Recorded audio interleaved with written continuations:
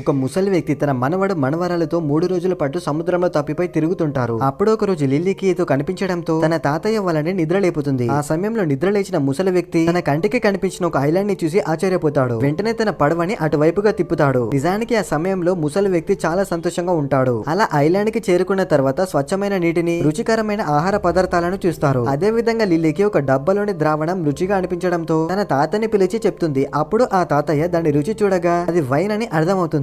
అయితే తమ కంటే ముందు ఎవరో ఈ చోట్లోకి వచ్చారని ముసలి వ్యక్తికి అర్థమవుతుంది. అదే సమయంలో జలపాతంలో ఆడుకుంటున్న డేవిడ్ అనే పిల్లాడికి ఒక పుర్రె దొరకడంతో దాన్ని తీసుకొచ్చి వాళ్ళ తాతయ్యకు చూపిస్తాడు. అప్పుడు ఆ ముసలి వ్యక్తి వారి మీద కోపాడి అక్కడున్న ఎత్తైన చోటు వద్దకు తీసుకొని వెళ్తాడు. ఆ సమయంలో సముద్రం వైపు చూసినప్పుడు ఏ ఒక బోటు కూడా కనిపించదు. మరోవైపు లిల్లీ అక్కడున్న ఒక చెట్టు ఫలాలను తింటుంది. ఆ విషయం గ్రహించిన తాతయ్య వెంటనే తన వద్దకు వచ్చి తిడతాడు. అలానే తనకు తెలియకుండా ఏ పని చెయ్యొద్దని హెచ్చరిస్తాడు. ఆ తర్వాత వాళ్ళంతా కలిసి రాత్రిపూట చలిమంట వేసుకుని అక్కడే ఉంటారు. అదే విధంగా వారికి చేపలు పట్టడం నేర్పిస్తాడు. అలానే తమకంటూ ఒక చిన్న ఇల్లును కూడా నిర్మించుకుంటారు. ఒక రోజు ఆహారం కోసం వెతుకుతున్న ముసలి వ్యక్తి అనుకోకుండా ఐలాండ్ అవతల వైపుకు వస్తాడు. ఆ సమయంలో అక్కడ కొన్ని దృశ్యాలను చూసి ఆ ముసలి వ్యక్తి చాలా భయపడిపోతాడు. దాని తర్వాత ఇంటికి చేరుకున్న ముసలి వ్యక్తి సరదాగా ఆడుకుంటున్న పిల్లలతో ఎప్పుడు కూడా ఐలాండ్ అవతల వైపుకు వెళ్లొద్దని చెప్తాడు. అదే విధంగా ఐలాండ్ లో దొరికిన మద్యాన్ని ఆ ముసలి వ్యక్తి ప్రతిరోజు తాగుతాడు. ఒకరోజు అనుకోని రీతిలో ముసలి తాత చనిపోతాడు. దాంతో ఆ పిల్లలు అక్కడున్న పదార్థాలను తింటూ కొన్ని సంవత్సరాల పాటు అక్కడిని జీవిస్తారు. అలా ఒకరినొకరు కలిసిమెలిసి సంతోషంగా ఉంటారు. వీడియో నచ్చితే ఒక లైక్ చేయండి ఫ్రెండ్స్.